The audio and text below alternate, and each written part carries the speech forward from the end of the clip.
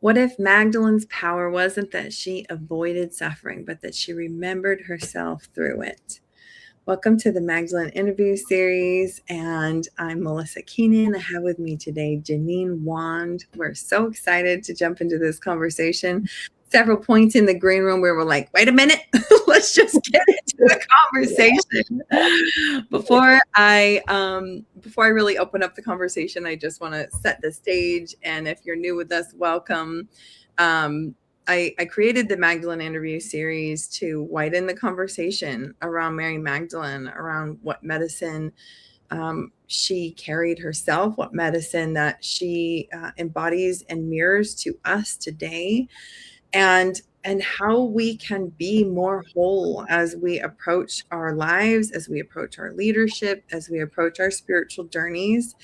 And I just am feeling so honored today to have Jeannine with us. I can't wait for you to experience pieces of her story, her journey, and the medicine that she's carrying. And I just want to also extend a heartfelt invitation.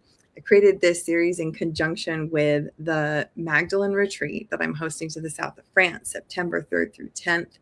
And if this medicine is resonating with you and you know that you have remembering to do in yourself, please come be in the land with us. Shoot me a DM and we can talk more about it. And without further ado, welcome, Jeannine. Hello. Well, thank you, Melissa. Thank you for having me. I'm very excited to finally be with you. Please introduce yourself and just tell us a little bit about who you are and the work that you do. Okay, and hopefully I can do that in a little short piece of it, right? So I am Jeannine Wand. I often say that my spiritual name is Jeannine Grace. My mother named me Jeannine Gay, and I always think, oh, she got the G. They just said it's Grace instead. So, and there's been much grace in my life on this journey, so it makes sense. So I am a seventh generation healer. And I say that because I have the wisdom of grandmothers backing me, my mother, my grandmother, my great grandmother, who were all involved in healing work. Most of the work that they did that I know of, came through the church, and they discerned spirits, and they would cast out devils, and they could lay hands on people, and miraculous healing would come. And I found that by the time I was 13, that same gift came through me. And even though I can say it in a different way, and see it that it doesn't just have to be kept within the realms of a particular church, that magnificence of what that is has spread out and anchored in my body over the years. And so I'm now able to minister outside of the church realm. And so now in my life, I have a ministry. My wife and I have one together called Temple of the Sacred Rose, where we honor not just the lineage that I carry from my church, but also the lineage that what I consider the Christed ones, the Christed beings. Now, where we offer and minister in ceremonial space, and do private one-on-one work. And I'm not sure what else I should say about that, but those are my basics. Is that helpful? I probably should have rehearsed better what I could say, but that's who I am. So. Oh, that's so profound. That element of handing down of the traditions and the spiritual power, and then this, capacity to, it sounds like, deconstruct some of the pieces and keep what felt powerful and true. Absolutely. Yeah, absolutely. I will say this also, and outside of the language of what we learn in church, I'm a medium and a channel. That's just who I am. There's no anything else to call it. I've been able to hear, to see, to do it all since I was born. And within the realms of the church, of course, it's considered prophecy. I can't even think of all the things they call it, and they don't use the term medium. But I do, because I've long since let go of the idea that, if somebody's going to be upset and they don't, it doesn't matter. But that's who I am. It doesn't make any difference. I'm a medium, and the particular type of mediumship that I've been blessed to be able to carry, I believe, through many lifetimes, is that of incorporation. And so when my work is happening, I do very much incorporate divine beings within my body. And it's a beautiful process. And Magdalene happens to be one of them that comes through. But the whole line that I consider, again, what I consider the Christed lineage, comes through my body. So it's quite beautiful. Thank you. I want to go back to the very beginning. You had shared that you first connected to Magdalene at 13, I and did. that was a time of severe abuse. Yeah. Um, tell us a little bit about what happened there. Just as I said a few minutes ago, I grew up in the church. I started teaching Sunday school at 13, right? And it was just this unusual thing. And I was also the odd kid out because most kids at 13 aren't going to Sunday school or, hanging out in the church. That literally was my playground. It was my way of connecting. It was also my saving grace, if you will, because the abuse I experienced growing up was pretty severe and pretty dramatic. Uh, and at 13 was when my parents had divorced. And so I got really connected in the church. I'll tell a little story about myself really quickly. I got in trouble also around that age. I don't remember what I did, something. My mom was really ticked at me. And so she, your parents punish you. You're going to lose this and you're going to do this. You got to do this. You got to do this. My mother, she had to punish me from going to church. I Oh, promise. no, that was the only leverage. Oh, Oh, no. she told me I couldn't go to church, Melissa. I called my grandmother. I called my grandmother and I said, Mother, Mom says I can't go to church because I'm in trouble. She goes, what? What? And she goes, you can't. She called her. She goes, Diane, you cannot punish a child by telling them they can't go to church. And she says, Mom, she doesn't go anywhere else. Needless to say, I still got to go to my Wednesday Bible that I was banned from because I was in trouble. And I didn't do a whole lot wrong.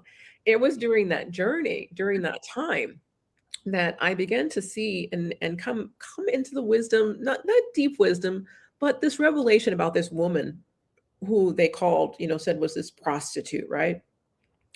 For me, there was a connection to that. And I was like, oh, it felt like it gave me hope because if she could have been a quote unquote prostitute and still connect to God and God still love her and be with her, then the horrendous abuse I had been through meant that I could have something, that God could still love me, and that I wasn't this dirty castaway being, that there was something else there. And being again growing up, in Christianity, Magdalene presented that way and all these others, I didn't understand necessarily the vastness of who she was or the real connection to the mother, to the divine feminine that she carried. But it kind of get that little prick that you need for the awareness to be like, oh, I get it, there's something else. So that began the opening to the something else, to that there must be more than this box of Christianity that I have been told this is it, this is where God's at. And so that started the journey for me, I believe, into opening much greater to Magdalene's presence. And I can fast forward a little bit. I think I was probably, I'm just trying to think here. Actually, there was another incident when I was 27, but like many years ago, and I want to say it's probably 17 or 18 years back now. And I won't tell the whole story, but I'll just say this. I was sitting in a bar at a brothel in Reno, Nevada. I had a man come in. I know that's a whole other story. That's a whole interview by itself. No, but I don't know if you know, I live in Reno, Nevada. Oh no, I didn't know you lived there. We did not talk about Oh, like, I had no okay. idea. I didn't know that. No, I lived there for a number of years. Oh my gosh, no way. Yes. Okay. All Okay. right. Got the setting. So a man comes into the bar. I'm sitting at the bar and he tells me, he goes, you look like Mary Magdalene. And I'm like, dude, whatever. I said, maybe. He goes, no, you do. And I said, I don't know if that's true or not. Because, me at this point, I still haven't got the image of Magdalene being this, red haired, fair skinned, blue eyed woman. And he said, you do. Not only do you look like her, you probably are her. And I'm going, because this is how God always does me. And I'm like going, seriously, God, I'm in a bar, in a brothel. Are we kidding here? What is it you want to tell me? Just say it, because whatever's happening, this is weird, because this doesn't happen to other people. And he goes, hold on a minute. I'm going to go to my car and get something for you. He goes out to his car. He comes back in with a crystal and says, here, this is yours. She says to give it to you. He says, I'm telling you right now, you don't know what you're talking about, and you are completely missing what it is that you're supposed to be doing. He goes, well, I won't say completely, but you don't know who you are. And you don't know what you carry. He said, I've seen Magdalene's tombs. I've been all over France and other places, and I know exactly what she looks like. I've seen her picture, and she looks like you. And I said, oh, okay. It shocked me. But you know what I did? I got my butt up and I went home because I was like, I'm not supposed to be here because Yeah, that was again about 17 or 18 years back. So that's my basics of my some of my Magdalene stories. I have many, many other stories in between there, but that's kind of like how my journey has gone from like 13 to my mid 40s or so with Magdalene, stuff like that happening. I'm like, oh, okay. That one did cause me to really awaken a lot more and say, okay, what is it that you want to show me, God? Because this is really very different here. This is not normal for people to some man to walk in and say, hey, basically, like Magdalene said, tap you on the shoulder and tell you carry her energy.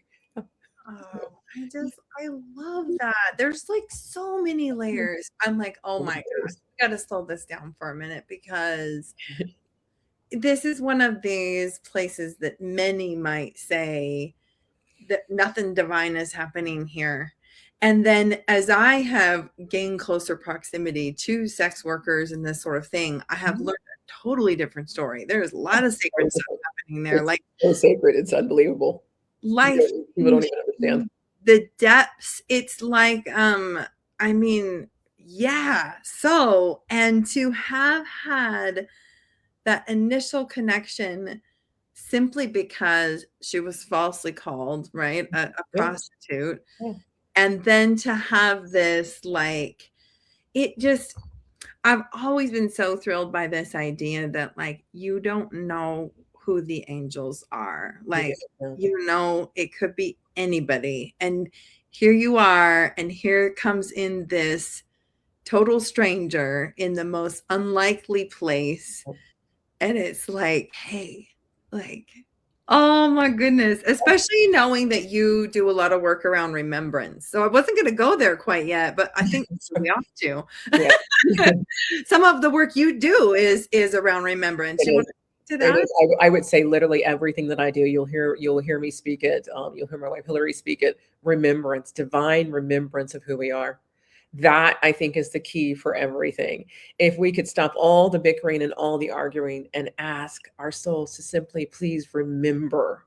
If we when we start to remember, it starts to unfold, pieces and layers start to unravel. I believe we reach into what I see, we get this opening to what I see in spirit as this library. If you could think of the Akashic records, right?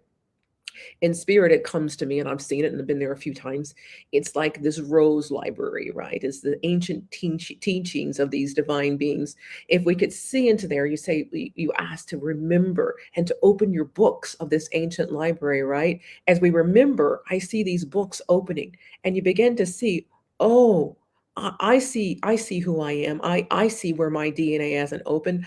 I see how even this book of scriptures, wherever that book is that you're reading, these book of scriptures that I've been told to read, oh, there's a little piece in there. And it causes you to open, to remember piece by piece, little by little, as we open, as we remember. That is where I believe that is that process that I think really is the ascension process, where we bring back the parts of ourself from all the places that it's ever traveled, right? We Mm, often, I often tell people like to take a breath and call back pieces of their soul, right? Come into your body. People are like, well, I'm in my body because I'm standing here talking to you. Well, most of the time we aren't, unfortunately. So I will tell people we call back pieces of ourselves that have gone off for whatever reason, whether it's been because they've been hurt. Sometimes I think pieces of our soul travel off to go play. They just need to play. So they're off wherever they are, playing in the field somewhere. So as we call back those pieces of our soul and say, hey, I'm here in the now in this realm. Come with me on the journey so that we can integrate, so we can fully become one soul, one source, right?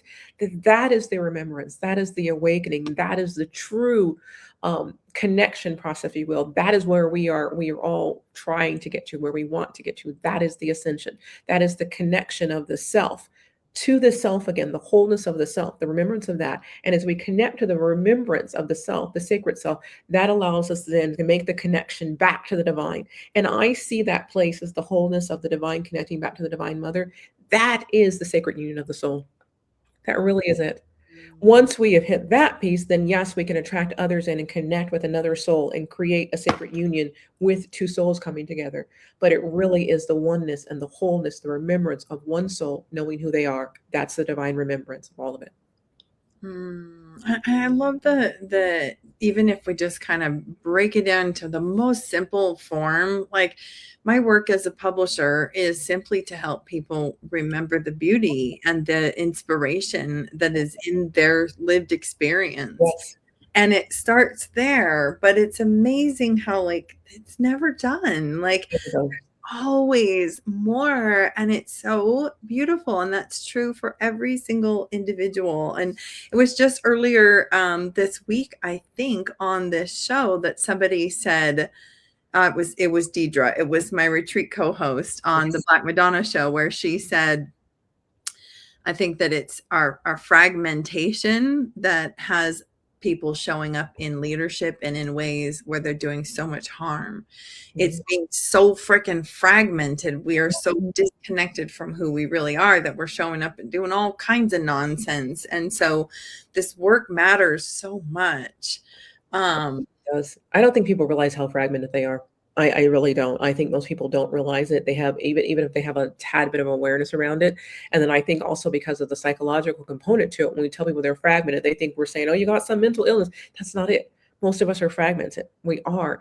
And we the more we remember, the less fragmented we are, the more we come into that wholeness. And it's beautiful, really beautiful. The places that we're too scary of who we are, that we do fragment off. Oh, that's so scary. I don't want to know. I don't want to remember that. When it begins to come into that wholeness and the beauty, it's fascinating and truly amazing to be in it. mm. Well, I know you have had recently a very even public journey as you've moved through cancer. And it's been beautiful. Like we've been connected for just a couple months, but just to see how you're approaching yourself with so much grace and how you've been willing to share that with those in your community. I'm curious how that experience, shaped your relationship with your body or your spirituality, or your relationship with Mary Magdalene, whatever you want to share with us. Yeah. So let me just think of even where to start. So yes, first of all, I, it's still unbelievable to me. I'll be a year since my diagnosis last June 17th, almost a year. And it still seems like, seriously, this happened to me, right? But yet there's still so much understanding as to the hows and whys and the purpose that was in it, right? As I come out of some of the process now and kind of my return, as I said to you. Um, and I can absolutely connect it back to Magdalene. I can absolutely connect it back to divine source, right? As to why. Um, about it's probably been a couple of years, and trust me, my wife is like, "Are you serious?" I honestly heard spirit say, "You have breast cancer." And I was like, "Whatever, you're just hearing things, Jeannine." That is Whoa. so dumb though, by the way. Literally, I know I can hear and I know I see and I can tell things. How in the world did God say you have breast cancer? And I go, that can't be right. That's not me. I can't get breast cancer. I'm me, right? Not true. Not true. And I know that people looked at me and they're like, Jeannine got breast. How's she that? That's ridiculousness, right? On my part and other people's part, because it has nothing to do with some, oh, you're so highly called and you're this and you can. That is ego talking. Yeah. Anything could happen to anyone at any time. Yep. And what I had to realize, as I shared with you a bit, was that how I got on this journey with a very, very aggressive breast cancer. And I'm gonna tell you, like, we're talking this close to stage 4 and no treatment available, just Whoa. right on the edge of it. How I got there was being who I am in many ways. My overgiving, Mm. the constant going. I so you know that saying, you can't pour from an empty cup. I got to tell you something. That's a lie. You can, and I did Right. Right. for at least a decade, probably longer. Wow. And You how can many pour do? How many, especially as literally, women? Wow. Wow. Wow. Mm-hmm. yeah. And I kept pouring from the empty cup, the empty cup, the empty cup, and I never stopped to fill my own. I didn't fill my own on any level. I would drain my finances constantly to take care of others. constantly going. I just never stopped. I could hold ceremonial work and I could have 6, 7, 8 women in our temple space. And I promise they experienced miraculous life-changing things. We had people come through the space. I had a woman who had been on Prozac for 20 years sit with us one time 4 years ago, and she hasn't had an ounce of Prozac since. That is not an invitation to come off your medicine at all. Please understand that. I do want to speak clearly. That is not, because that's not what happened. We never say that. That's just what her experience was. I could see that constantly. And I would do it over and over and over again. I would have times when I was tired and I'm like, no, but somebody would call with an emergency. And I would say, okay, fine, I'll do it. And I needed to not do that. I needed to say, I understand that this is an emergency for you. And it's not that I'm not here, I am. But I needed to wait a week, 10 days, 12 days so that I can restore. I constantly poured from an empty cup. So that is how I got on that journey. And it's also, in many ways, the same journey that would ultimately save my life and wake me up more fully to the grief that still lived in my body, to the breast that I consider like the second womb space that we ignore, that we constantly, if you think about society, they're too big, they're too small, you should change them, you should do this to them. Don't do any of that. These are like sacred objects. They are sacred womb space that we don't understand. And we let people tell all these things about how they're supposed to look and all these different things. We have obviously, without me, everybody knows they've been sexualized when they are these tools of nurturing.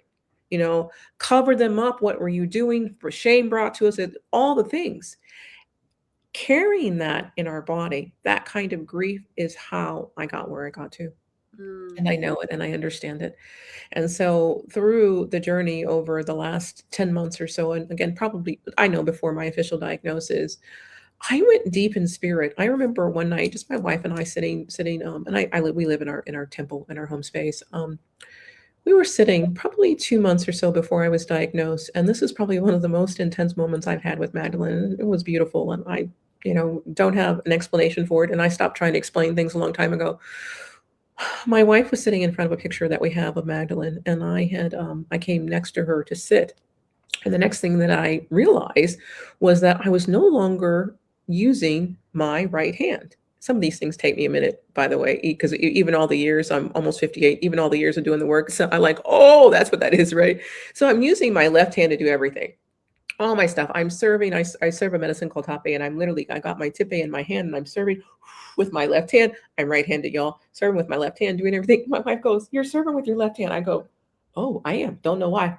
Just, and I'm like, and then I go, oh my goodness, the left-handed side of Christ, the left-handed feminine is here. And I was like, oh, Magdalene's here, like, working through me. And it was at that point that I became aware of, Jeannine, there's something really going on with your body. And if you don't take care of it, you're going to die. It was really in that moment that I was like, oh, babe, this isn't just going to go away. This is not just a lump. This is way different than just a lump, and I can castor oil it out or, pat it out or talk to it and get it out. I needed way more. So as I went through that, we really prayed and said, God, what should we do? What needs to happen here? And we received information that it wasn't going to just leave with my natural treatment. I'd been a natural healer for 30 years. I go to the doctor once a year, maybe to get blood tests. I didn't even have a primary care doctor, and I had no insurance. That was the other part of it. And I can tell you now that I probably had $1 million in bills. Thank you, God, I got some insurance. It's been covered, because I have no idea what would have happened otherwise. Wow. Yeah. So through that of hearing, of asking, we had to sit and we had to decide that we were going to speak publicly, knowing that exactly what was going to happen, like hoping that people didn't know. But we had people come on when we posted the first video, literally come on and say, you're going to die.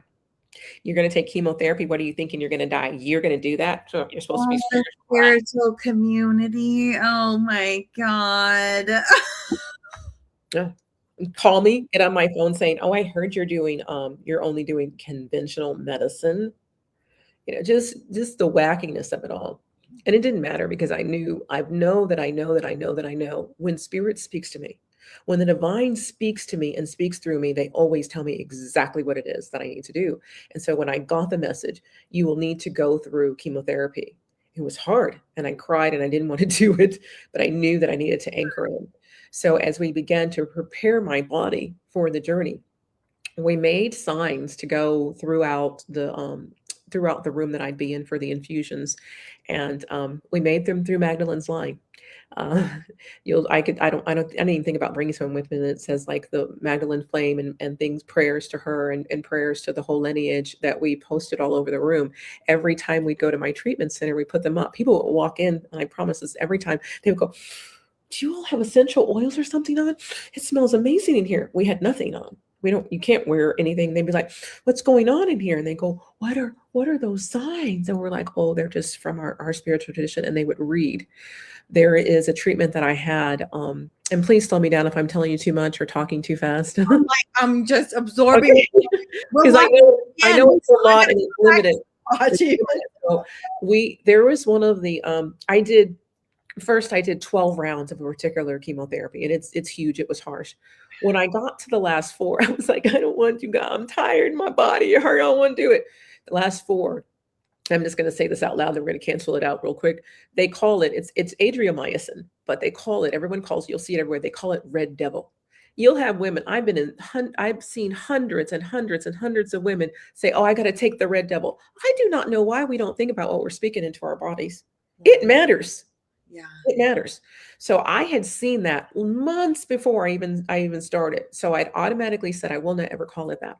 So what we got was to call it the Ruby Ray, or to call it Magdalene's Ray, right? It's red. Oh my So God. when we got there, when we came to that last 4 rounds, that's the signs that we had on there. And I have pictures of my wife, because I promise you the bag is super tiny, but it's bright red. It looks like blood dripping into you. That's exactly what it looks like. And I remember the nurse coming in one day, what's she doing?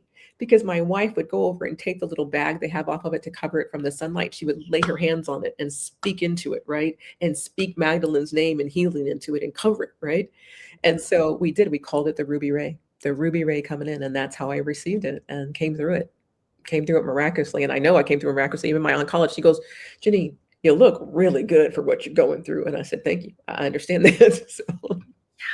Yeah. Wow. I think there's something. So, I mean, first of all, oh gosh, yeah, there was so much in that journey. Yeah. It had to be such a humbling experience, like to be a healer and then to go to your community and then to need to, but also like how outrageous sometimes can we get in these spiritual pursuits. It's like you and I were talking before we went live about this, like just using our spiritual traditions to bypass this shit out of our bodies, out of our real lived experience. And I think that sometimes it occurs to me as you're talking about this, that sometimes our spiritual path, or the most aligned path we can take, means we have to take the poison. Mm-hmm. Like, yeah. And that is so symbolic in so many things. And why we would ever point and judge someone for whichever type of poison life in the universe has said, this is the poison, you got to take the poison, like, is crazy to me. And yeah. Wow. What I learned also was that, and this is what we got, you can alchemize anything. You can alchemize the poison. The poison becomes the medicine. It didn't need to be poison, it was the medicine. Yeah. So I received it and alchemized it to be the medicine. Yep. To release the cancerous cells from the body. The other part that people don't understand, and I will speak more about this, but it has been a tremendous 10 months and I was a little bit tired, a little bit. So I wasn't able to make all the videos and come on all the time and talk. Plus, I don't think I was supposed to. I'll say more about it now. The part that we make a mistake about around the cancer journey, and you'll see it, and I won't say it because I don't want to say anything wrong, but you know that F cancer and I hate it and I'm fighting against it and they want to go. I didn't do any of that. I said, thank you for coming. Thank you for your lessons. What is it that I need to see? Thank you for showing up and telling me my body was in trouble. Because my intention is to live past about 107 years. And the way I was going, I didn't have 50 more years in me. Yeah. Right? I didn't have it. But I didn't know. Yeah. So I thanked it for coming. When we sit, and I think this is a lot of things in the spirit realm, sometimes, so many times I will say, we start to curse things I curse it, in the name of Jesus. I curse it with this and I curse it with that. Well, maybe you should back up, because I had to back up. The cancer cells in your body, they're your cells. Your cells are in there. Right. So when you're sitting there cursing, cursing, cursing, I hate it, I hate it, I hate it, this thing and that thing, and calling it all these bad names, you're cursing yourself. Mm. And I never did that, not once. I think that that really ties in. One of the elements that Magdalene has really brought through for me is a reframe around sin. Mm.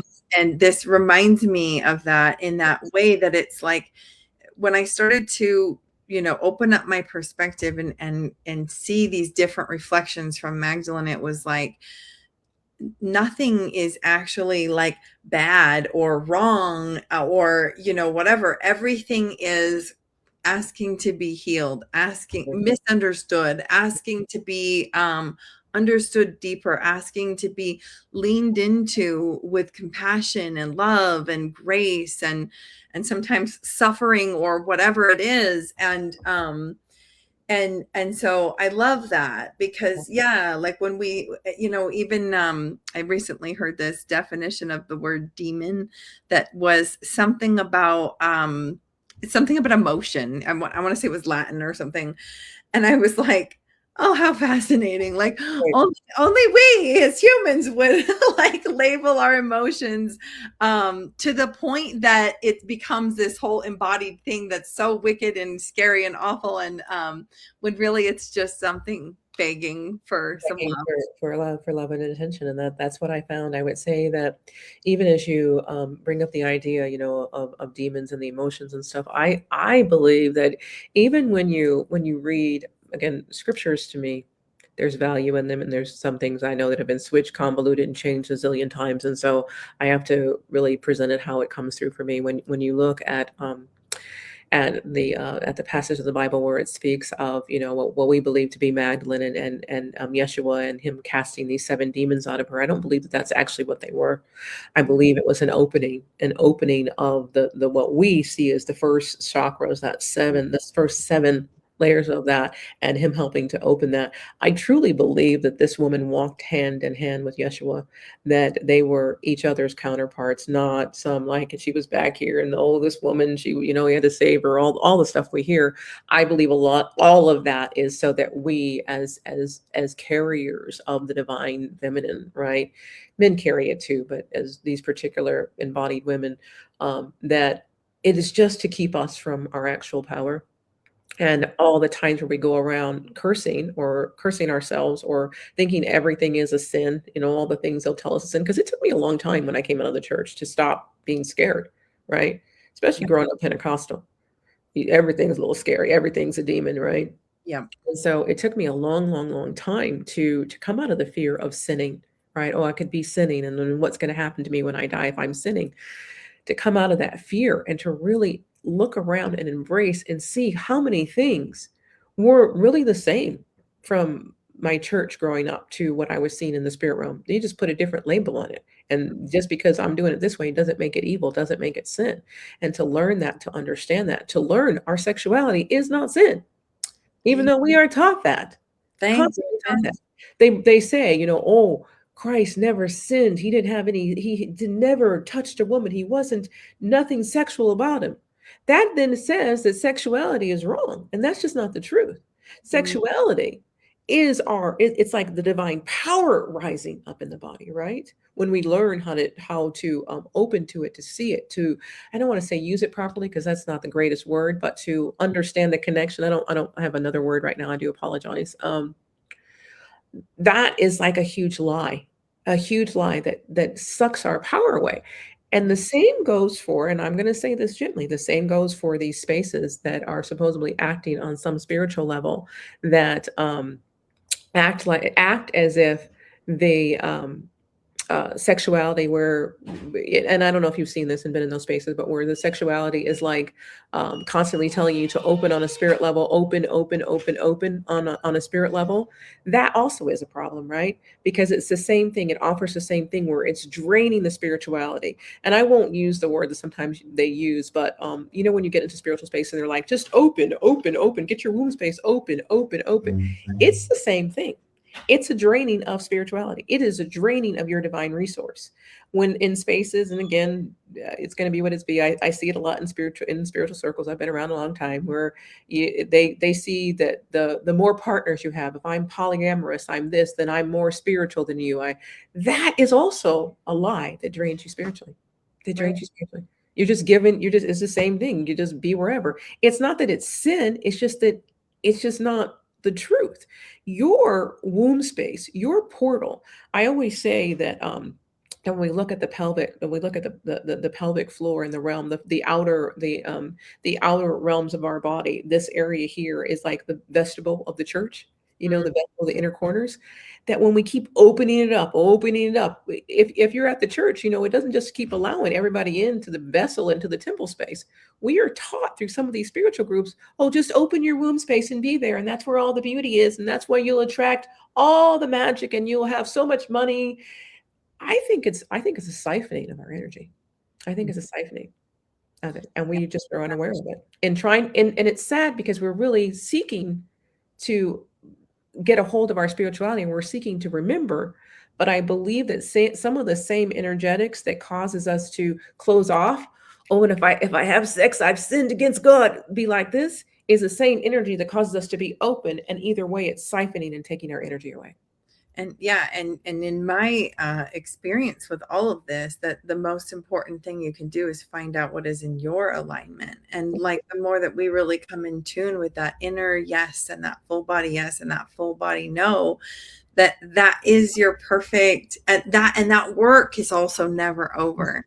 But that is No. your perfect way of showing up. And it'll look different for everyone. And For each person. that's great, right? Like, I hope I didn't step on any toes there, but I hope I said what I was trying to say correctly. So I was wow. trying to say it really graciously, not to, use certain words, but I'm like, okay, all of it to me, when we go to one extreme or the other, and we are told this is how it has to be, and this is the only way, that is just draining our power. There is something incredibly beautiful about us when we understand the sacredness of our womb. And again, I believe the breasts are a second womb space, the sacredness of our bodies, and all that comes through it, the magic that we hold.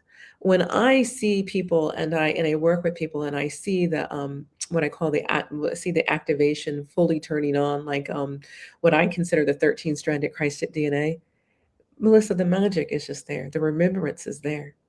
We let go of the fear of other people's judgments and somebody saying, you can only do it this way or that way, or, something's going to get us if we do it like this. When we really get a hold of that and we turn on our magic, and activate that DNA that lives, I believe, within each of us. I could be wrong. Maybe only a few of us, carry the Christ DNA, but I don't think it's just a few of us. I think all humans carry it, that it's there to be there, to activate it, to understand it, to come into an awareness. And I do believe that is the lineage that Magdalene held. I believe that lineage was passed down not just through beings like Mother Mary and Isis. There is a whole line that comes through that practices it, that knew it. I believe a lot of the I work with the African Horatius. You'll walk through our house, our temple space. I've got there. You'll see Imanjah over here and Oshun a little ways down, and a few other beings. All of those to me come through as the Christ lineage. That to me is Magdalene's lineage. I believe that Magdalene was not just Magdalene herself, but there were many Magdalenes. I think it was an ancient order, an ancient school that was actually there. And that right now that presence is asking us to come back to that, to understand, to know that the truth of everything that is here on the earth, no matter what we're going through, no matter what our backgrounds, when we return to that center place of knowing and understanding divine love, that is the remembrance, that is how we heal, that is how we bring people into the oneness, that's how we shed these ideas of racism and indifference and war and all the other things that we are suffering through right now. There it is. I feel like, we'll just take a deep breath in that. So much beauty has been spoken in this today. And I'm like, I can't believe how fast the time has flown. We had more things to talk about. We could have talked for a long time. We could, yeah. I feel so grateful, that you've come on, that you've had the journey that you've had, that you came through. I mean, this is so recent to come onto the other side. And I also want to like commend you and point out how well you took care of yourself, because we had to reschedule this. Yeah, we did. You were like, I'm not as rested as I want to be in order to, show up the way that I want to. And so you're learning too. So like, good job. Good job. Good job, Jeannine. Yeah. Oh, this has been so rich. Thank you for coming on and Thank sharing you so much, medicine Melissa. with us. Thank you. Thank you for having me. It's been really a privilege and such an honor to spend the time with you. I'd love to spend more time with you and to get to know you better. Yeah. Absolutely. Me as well. And thanks to those of you who have joined in and watched with us today. We'd love to hear your thoughts in the comments, or you can also reach out to either of us through direct message, or I've got Jeannine's links in the description above. And so do go give her a follow and check out, like, it's been beautiful and so like, I felt so drawn in as you've been, vulnerable with this part of your journey and everything. It's just so powerful, and just appreciate how you continue to shine in your magic and in your wisdom and the wisdom of your ancestors. Like, it's so powerful. Something that Magdalene has really taught me is that we each carry different medicine, and we each carry different spiritual traditions and lineages. And for me, a huge message that she has said to me is like, how do we honor that? How do we really honor that? And I feel like you spoke to that so beautifully in this element of remembrance and just celebrating the shit out of each person as we take our difference. Yes, absolutely. Thank you so much, Melissa. Thank you. Thank you. Thank you for that. All right. All right, my friends. We'll see you again next time on the Magdalene interview series. Bye for now. Bye.